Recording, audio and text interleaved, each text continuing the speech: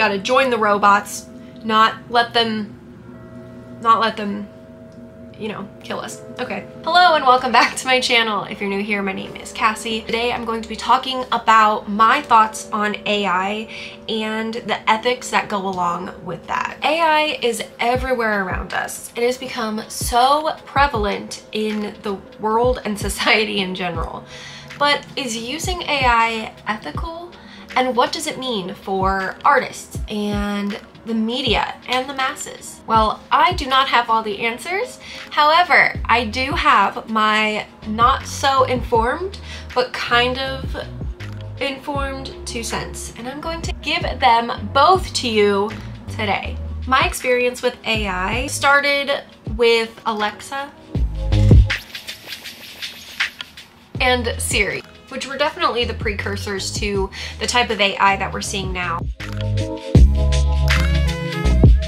My most modern versions of AI that I have been using, the first one is Adobe Express. In their new beta program, there's an AI option where you can generate fonts. You can also generate images. So I have an example where I went into Adobe Express and I typed in a pig in a top hat sitting on a birthday cake in the ocean. And these are the initial results that it gave me. It allows you to select a style of the images that you're looking for. So I tried this same prompt with a few different styles. The first one I tried was set to the art style. The second one I tried, I switched it to photo, which is very creepy, especially if you look at this, the first pig's legs. It's a little unsettling, which you run into a lot with AI generated images. The third style that I chose was graphic, and this looks kind of like a little animated, you know, graphic. So I wrote an article about this on Medium as well, where you can read my thoughts and you can see all of these example images. For that article, I did use AI generation to create a cover photo for it. So here is that image. I had typed in, I believe, a woman drafting a Facebook post on a computer in a dark room from behind. And this is the best one that I found. You can see that her hands are a little sketchy, but overall, I think if you're just scrolling, you wouldn't realize that that's an AI generated photo as opposed to a photo that someone took with a camera. The other AI product that I have been using is OpenAI with GPT. I decided to sign up for it and mess around with it because this week, actually tomorrow, one of my colleagues is going to be giving a presentation about GPT, and I wanted to get to know it before I sat through that little seminar. So I went ahead and signed up for it, and I have been messing around with it. In case you don't know, OpenAI and GPT, it's basically a chat bot where you can go in and give it different prompts, and it gives things back to you, but in a conversational way. So it's similar to what you could do with Siri on an iPhone, but you know, you can ask them questions. With this chatbot, it gives you more in-depth answers, and as you chat with it, it starts learning, meaning that it takes the information that you give it and it kind of keeps that in its mind, in its head, and remembers it so that while you're talking, it'll know what you're talking about, if that makes sense. I'll give you an example. So this is the OpenAI website, and you just click on GPT. All right, so I have a few different conversations that I've started with it. And as I mentioned, when you chat with it, it'll remember things that you're talking about. However, it'll only remember it in that conversation. So if you start a new chat with it, it won't remember what you said in the last one. So this is the first ever chat that I had with it. And I started by asking, what is a blue heeler? Because Moose was sitting next to me. And it gave me just the generic information about what an Australian cattle dog is, and gave me different characteristics and things like that. So then I said, I have a blue heeler, do you know his name? Because, you know, obviously I want to know what I'm dealing with. If it's some crazy sentient being, I probably would shut my computer and never talk to it again. However, as an AI language model, it did not know what Moose's name was. Very cool. We're off to a good start. So then I tell the bot, my dog's name is Moose and I have a cat named Hank. And very sweetly, it responded with, "Hello, Moose and Hank. It's nice to virtually meet you both. Even though I'm just an AI language model, I hope you and your human are having a great time together." And it even added in a little paw emoji. So immediately, ChatGPT is my best friend. All right, so then I decided to test the whole remembering thing. So I said, "What is my dog's name?" "Your dog's name is Moose. You mentioned it earlier that you have a blue heeler named Moose and a cat named Hank. It's always lovely to have pets with such charming names." So it remembered both of their names. So this is what I have started using ChatGPT for. In my personal life, as well as my professional life, I draft social media content. I decided to see what ChatGPT could do for me in that sense. I decided to ask it to craft a Facebook post talking about me taking Moose to the dog park.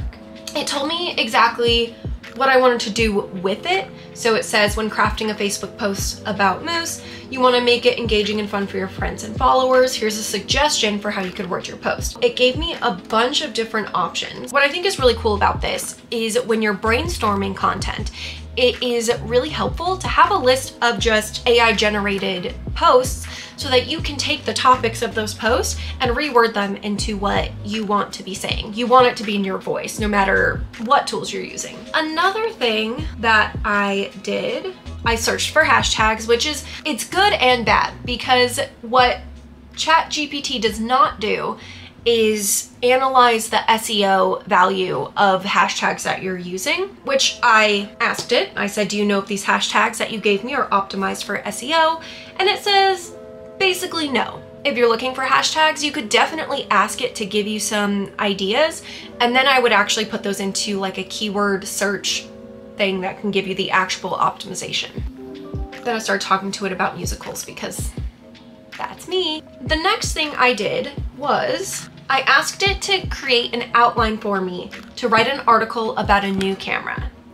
Now this is where I finally started seeing the real potential that ChatGPT has for someone like me who creates content, who writes articles, Facebook posts, where I need to actually come up with words and ideas. I asked it to create an outline for me, and it did. It gave me the introduction and then different points, you know, different topics to cover throughout the article. And then I asked it to give me an outline for a blog post about using ChatGPT. It organizes it for you. One thing that I find super helpful about this, let's say you are doing a research article on ChatGPT, for example. You want an outline of what your article should look like, but you might be so focused on one piece of it that you're not even thinking about other factors that are very important that need to be included. How ChatGPT boosts creativity.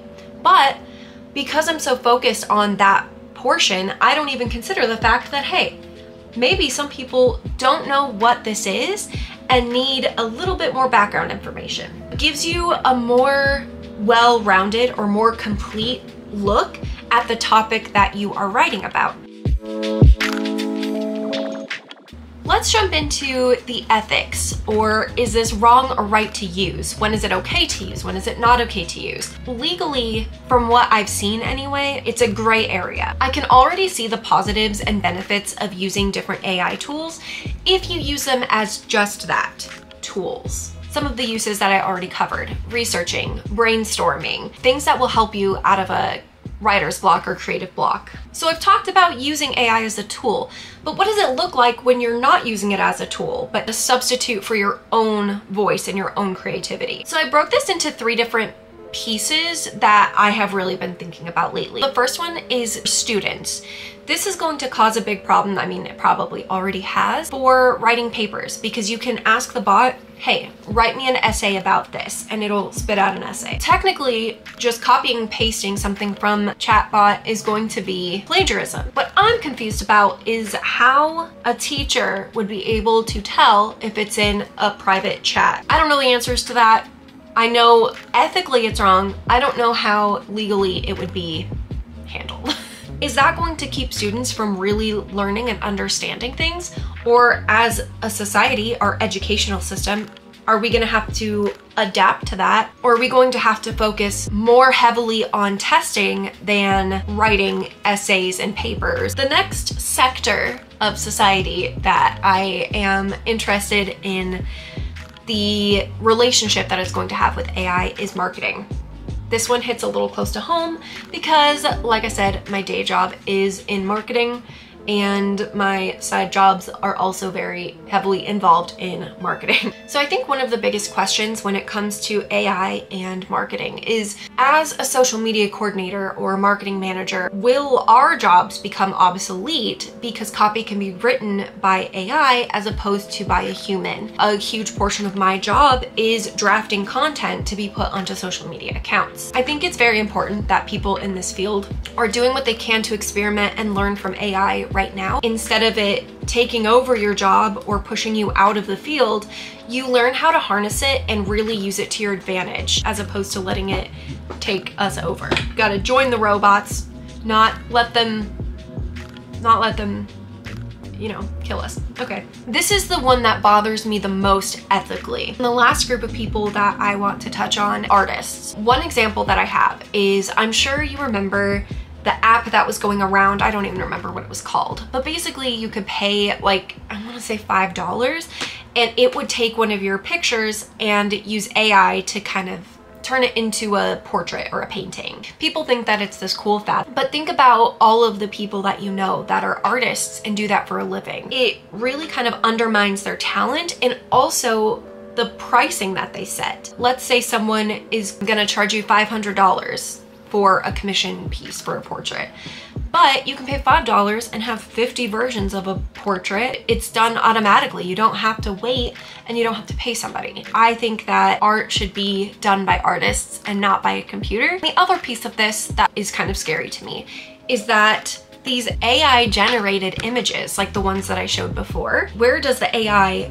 find the source material for these images? The internet. Who creates the art that goes on the internet? Artists. The AI is using these intellectual properties. They're not getting compensated or credited as the artist for any piece of their art that is being used to generate these images. These are things that scare me about AI.